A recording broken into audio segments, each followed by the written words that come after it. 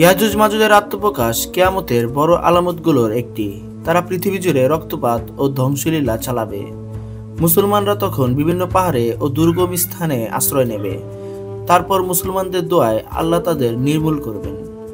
ইয়াজুজ মাজুজ হচ্ছে হযরত নূহ আলাইহিস সালামের পুত্র ইয়াসিফের বংশোদ্ভূত দুটো সম্প্রদায়। তাদের আত্মপ্রকাশ সম্পর্কে মহান আল্লাহ ইরশাদ করেন, অবশেষে যখন ইয়াজুজ মাজুজকে বন্ধনমুক্ত করে দেওয়া হবে এবং তারা উচ্চ ভূমি থেকে দ্রুত ছুটে আসবে। সূরা আম্বিয়া আয়াত ৯৬। কোকেসাস ও কোয়েকাপ পর্বতমালার আশেপাশে ইয়াজুজ মাজুজের বসবাস ছিল। ইয়াজুজ মাজুজ সম্প্রদায়ের লুটতরাজ ও অনাচারে সে অঞ্চলের বাসিন্দারা অতিষ্ঠ হয়ে পড়েছিল। পৃথিবীর তৎকালীন বাদশাহ জুলকারনাইন পৃথিবী সফরে বের হয়ে এমন এক অঞ্চলে পৌঁছেন যেখানকার বাসিন্দারা ইয়াজুজ মাজুজের অরাজকতার অভিযোগ করেন। তারা জুলকারনাইনকে এমন একটি প্রাচীর নির্মাণ করে দেওয়ার অনুরোধ করেন যাতে ইয়াজুজ মাজুজ ওই প্রাচীর অতিক্রম করে তাদের অঞ্চলে না আসতে পারে। প্রাচীর নির্মাণের যাবতীয় খরচ দেওয়ার জন্য তারাও প্রস্তুত ছিল। বিষয়টি পবিত্র কোরআনে এসেছে এভাবে। অতঃপর জুলকারনাইন পুনরায় পথ চলতে লাগলেন। অবশেষে তিনি দুই পর্বত প্রাচীরের মধ্যস্থলে পৌঁছলেন। তখন সেখানে এক জাতিকে পেলেন যারা তার কথা একেবারেই বুঝতে পারছিল না। তারা বলল, হে জুলকারনাইন, ইয়াজুজ মাজুজ জমিনে অরাজকতা সৃষ্টি করছে। আপনি বললে আমরা আপনাকে খরচ দেব, আপনি আমাদের ও তাদের মধ্যে একটি প্রাচীর নির্মাণ করে দেন। তিনি বললেন, আমার পালনকর্তা আমাকে যে সামর্থ্য দিয়েছে তাই যথেষ্ট। অতএব তোমরা আমাকে শ্রম দিয়ে সাহায্য করো। আমি তোমাদের ও তাদের মাঝে একটি সুদৃঢ় প্রাচীর নির্মাণ করে দেব।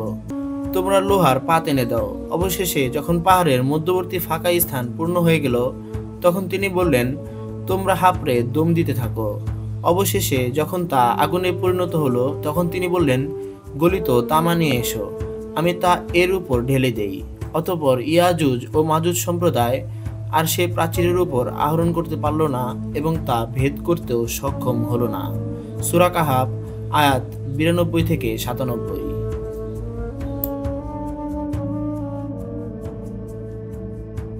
সে সময় থেকে ইয়াজুজ মাজুজ সম্প্রদায় সেই স্থানে অবস্থান করছে। কিয়ামতের আগে তারা প্রাচীর ভেদ করে পৃথিবীতে বের হয়ে আসবে। যতদিন পর্যন্ত বের হয়ে আসার সময় হবে না ততদিন তাদের প্রাচীর খোঁড়ার চেষ্টা অব্যাহত থাকবে। রাসূল সাল্লাল্লাহু আলাইহি ওয়াসাল্লাম এ প্রসঙ্গে বলেছেন, ইয়াজুজ মাজুজ সম্প্রদায় প্রত্যেক দিন জুলকারনাইনের প্রাচীরটি খুঁড়তে থাকে। খুঁড়তে খুঁড়তে প্রাচীরের প্রান্তর সীমার এত কাছাকাছি পৌঁছে যায় যে অন্য প্রান্তের সূর্যের আলো দেখা যেতে থাকে। তবে তারা একথা বলে ফিরে যায়, অবশিষ্ট অংশ আগামীকাল খুঁড়ব। তখন আল্লাহ প্রাচীরটিকে আগের মতোই মজবুত অবস্থায় রূপান্তর করে দেন। পরের দিন এসে তারা প্রাচীর খননে নতুনভাবে আত্মনিয়োগ করে। যেদিন আল্লাহ তাদের মুক্ত করার ইচ্ছে করবেন সেদিন তারা খনন কাজ শেষে বলবে, আল্লাহ ইচ্ছে করলে আমরা আগামীকাল অবশিষ্ট অংশ খুঁড়ে ওপারে চলে যাব। পরের দিন তারা প্রাচীরের অবশিষ্ট অংশ সেই অবস্থায় পাবে যতটুকু তারা খুঁড়ে রেখেছিল। অবশেষে প্রাচীর ভেদ করে বের হয়ে পড়বে। ইয়াজুজ মাজুজের আগমন ঘটবে দাজ্জাল হত্যার পরে। হযরত ঈসা আলাইহিস সালাম দাজ্জালকে হত্যা করার পর পৃথিবীতে যখন মোটামুটি স্বস্তি ফিরে আসবে ঠিক তখন আল্লাহ তাআলা ঈসা আলাইহিস সালামকে বলবেন, এখন আমি আমার বান্দাদের মধ্য থেকে এমন লোকদেরকে বের করব যাদের মোকাবেলা করার শক্তি কারো নেই। তাই আপনি মুসলমানদের সমবেত করে তুর পর্বতে আশ্রয় গ্রহণ করুন। অতঃপর আল্লাহ তাআলা ইয়াজুজ মাজুজের রাস্তা খুলে দেবেন। তাদের দ্রুত চলার কারণে মনে হবে যেন উপরের দিক থেকে বড় পাথর পিছলে নিচে গড়িয়ে পড়ছে। অন্য হাদিসে এসেছে, ইয়াজুজ মাজুজ প্রাচীর ভেদ করে পৃথিবীর মানুষের ভেতর বের হয়ে আসবে।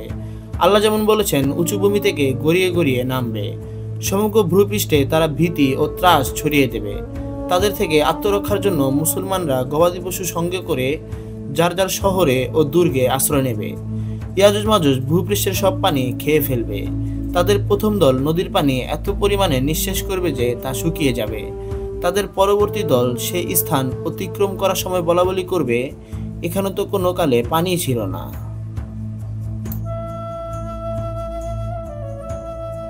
উপরোক্ত বর্ণনা থেকে তাদের সংখ্যার আধিক্য সম্পর্কেও একটি ধারণা পাওয়া যায়। হযরত আবু সুফিয়ান খুদরি রাদিয়াল্লাহু তাআলা আনহু থেকে বর্ণিত, রাসূল সাল্লাল্লাহু আলাইহি ওয়াসাল্লাম বলেন, কিয়ামতের দিন আল্লাহ তাআলা আদম আলাইহিস সালামকে বলবেন, আপনার সন্তানদের মধ্য থেকে জাহান্নামীদের তুলে আনুন। তিনি বলবেন, হে আমার রব, তারা কারা? আল্লাহ বলবেন, প্রতি 1099 জন জাহান্নামী আর একজন জান্নাতি। এ কথা শুনে সাহাবায়ে কেরাম শিউরে উঠলেন এবং জিজ্ঞেস করলেন, হে আল্লাহর রাসূল, আমাদের মধ্যে সে একজন জান্নাতি কে হবে?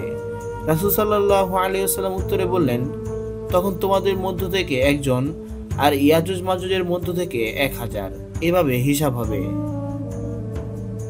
এই হাদিস থেকে বোঝা যায় যে অসীম অগণিত হবে তাদের সংখ্যা। তাফসীরবিদ ইবনে কাসির রহমতুল্লাহি আলাইহি ইয়াজুজ মাজুজ সম্পর্কে সব বর্ণনা একত্র করে লিখেছেন। এতে বোঝা যায় যে ইয়াজুজ মাজুজের সংখ্যা সমগ্র বিশ্বের জনসংখ্যার চেয়েও অনেক বেশি হবে। হুযায়ফা রাদিয়াল্লাহু তাআলা আনহু রাসূল সাল্লাল্লাহু আলাইহি ওয়াসাল্লামের কাছে ইয়াজুজ মাজুজ সম্পর্কে জিজ্ঞেস করেছেন। জবাবে রাসূল সাল্লাল্লাহু আলাইহি ওয়াসাল্লাম বলেন, ইয়াজুজ একটি জাতি, মাজুজ একটি জাতি। প্রত্যেক জাতির অধীনে রয়েছে 4000 জাতি। তাদের কোনো ব্যক্তি ততদিন পর্যন্ত মৃত্যুবরণ করে না যতদিন তারা চোখের সামনে নিজের ওরসজাত 1000 সন্তান দেখতে না পায়, যাদের প্রত্যেকে যুদ্ধাস্ত্র ব্যবহারে সক্ষম। হুযায়ফা রাদিয়াল্লাহু তাআলা আনহু বলেন, আমি রাসূল সাল্লাল্লাহু আলাইহি ওয়াসাল্লামের কাছে আবেদন জানিয়েছি যেন তাদের সম্পর্কে বিস্তারিত বলা হয়। তিনি বলেন, তারা 3 ধরনের। তাদের একদল হবে আরুজের মতো। আরুজ হলো সিরিয়ার একটি বৃক্ষ, এর দৈর্ঘ্য আকাশপানে 120 হাত। অতঃপর রাসূল সাল্লাল্লাহু আলাইহি ওয়াসাল্লাম বলেন, এরা এমন জাতি, কোনো ঘোড়া ও লোহা তাদের মোকাবেলায় দাঁড়াতে পারবে না। আর তাদের অন্য আরেকটি দল এক কানের উপর ঘুমায় এবং অন্য কান মুড়ি দিয়ে থাকে। তাদের পাশ দিয়ে যত হাতি, বন্যপ্রাণী, উট, শূকর অতিক্রম করে তারা সেগুলো খেয়ে ফেলে। এমনকি তাদের মধ্য থেকে কেউ মারা গেলেও তারা খেয়ে ফেলে। ইয়াজুজ ও মাজুজ তাবারিয়া উপসাগর অতিক্রম করে পৃথিবীতে সাধারণ মানুষদের খুন করতে থাকবে। অতঃপর বাইতুল মুকাদ্দাসের নিকটবর্তী পাহাড় জাবলুল খামারে আহরণ করে ঘোষণা করবে, আমরা পৃথিবীর অধিবাসীকে হত্যা করেছি, এখন আকাশের অধিবাসীদের খতম করার পালা। তখন তারা আকাশের দিকে তীর নিক্ষেপ করবে। আল্লাহর আদেশে সেসব তীর রক্তরঞ্জিত হয়ে তাদের কাছে ফিরে আসবে। তারা এই ভেবে আনন্দিত হবে যে আকাশের অধিবাসীরাও শেষ হয়ে গেছে। হাদিসের ভাষ্য অনুযায়ী হজ ওমরা তখনও অব্যাহত থাকবে। এ সম্পর্কে রাসূল সাল্লাল্লাহু আলাইহি ওয়াসাল্লাম বলেন, ইয়াজুজ মাজুজের আবির্ভাবের পরও বাইতুল্লাহর হজ ও ওমরা অব্যাহত থাকবে। যদিও মুসলমানদের অনেক কষ্ট সহ্য করতে হবে, খাদ্যাভাবে থাকতে হবে। একসময় মুসলমানদের দোয়ার কারণে ইয়াজুজ মাজুজের বিলুপ্তি ঘটবে। ঈসা আলাইহিস সালাম ও অন্য মুসলিমরাও প্রায় বছরখানেক আবদ্ধ থাকবেন। খাদ্য সংকটের কারণে তখন একটি গরুর মাথার মূল্য 100 দিনার স্বর্ণ মুদ্রার চেয়েও বেশি হবে। মুসলমানরা কষ্ট লাঘবের জন্য আল্লাহর কাছে দোয়া করবেন। আল্লাহ তাআলা ইয়াজুজ ও মাজুজ সম্প্রদায়ের সবার ঘাড়ে এক প্রকার রোগ ছড়িয়ে দেবেন। ফলে অল্প সময়ের মধ্যে ইয়াজুজ মাজুজ সম্প্রদায়ের সবাই মারা যাবে। অতঃপর ঈসা আলাইহিস সালাম সঙ্গীদের নিয়ে তুর পর্বত থেকে নিচে নেমে এসে দেখবেন পৃথিবীতে তাদের মৃতদেহ থেকে আধা হাত পরিমাণ স্থানও খালি নেই, আর মৃতদেহ পচে অসহ্য দুর্গন্ধ ছড়িয়ে পড়েছে। এই অবস্থা দেখে আবারও ঈসা আলাইহিস সালাম ও মুসলমানরা আল্লাহর দরবারে দোয়া করবেন। তখন আল্লাহ তাআলা বিরাট আকার এক প্রকার পাখি প্রেরণ করবেন, যাদের গাড় হবে উটের ঘাড়ের মতো। তারা মৃতদেহগুলো উঠিয়ে যেখানে আল্লাহ ইচ্ছা করবেন সেখানে ফেলে দেবে। অন্য একটি হাদিসে এসেছে, সমগ্র পৃথিবী জুড়ে তাদের লাশ থাকবে। আল্লাহ তাআলা শকুন পাঠাবেন, লাশগুলো তারা নাহবালক নামক স্থানে নিক্ষেপ করবে। মুসলিমরা তাদের তীর ও ধনুক কুড়িয়ে জমিয়ে 7 বছর জ্বালানি হিসাবে ব্যবহার করবে। কোনো কোনো বর্ণনা রয়েছে মৃতদেহগুলো সাগরে নিক্ষেপ করা হবে। এরপর বৃষ্টি হবে। কোনো নগর ও বন্দর এই বৃষ্টি থেকে বাদ থাকবে না। ফলে গোটা পৃথিবী ধৌত হয়ে কাচের মতো পরিষ্কার হয়ে যাবে। অতঃপর আল্লাহ তাআলা ভূপৃষ্ঠকে আদেশ করবেন, তোমার পেটের সমুদয় ফল ফুল উদ্গীরণ করে দাও এবং নতুনভাবে তোমার বরকতগুলো প্রকাশ করো। ফলে তাই হবে। পৃথিবীতে এমন বরকত প্রকাশিত হবে যে একটি ডালিম একদল লোকের আহারের জন্য যথেষ্ট হবে। মানুষ তার ফল দ্বারা ছায়া তৈরি করে ছায়া লাভ করবে। দুধে এত বরকত হবে যে একটি উটের দুধ একদল মানুষের জন্য, একটি গাভীর দুধ একটি গোত্রের জন্য, একটি ছাগলের দুধ একটি পরিবারের জন্য যথেষ্ট হবে। 40 বছর ধরে এই অসাধারণ বরকত ও শান্তি শৃঙ্খলা অব্যাহত থাকবে। এরপর কিয়ামতের সময় সমাগত হবে। আল্লাহ তাআলা একটি মনোরম বায়ু প্রবাহিত করবেন। এরপর সে সব মুসলমানদের বগলের নিচে বিশেষ এক ধরনের রোগ দেখা দেবে এবং সবাই মৃত্যু মুখে পতিত হবে।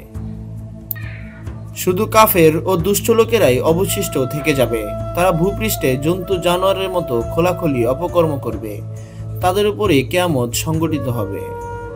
এরকম আরো গুরুত্বপূর্ণ ভিডিও পেতে আমাদের ভিডিওতে একটি লাইক দিয়ে চ্যানেলটি সাবস্ক্রাইব করে বেল আইকনে ক্লিক করে রাখুন। ধন্যবাদ।